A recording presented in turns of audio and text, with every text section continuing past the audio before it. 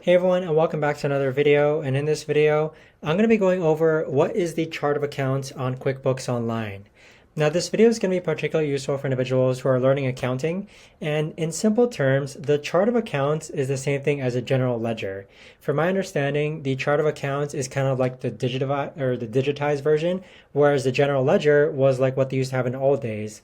Now, what is a general ledger, you might be asking?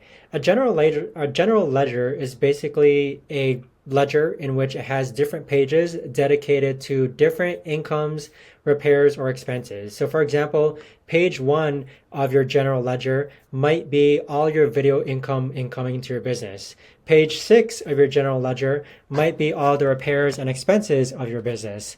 So with QuickBooks Online, the chart of accounts, it's basically like a segregation of all your different repairs, expenses, and incomes, etc., separated based on that type of income or that type of repair or that type of expense.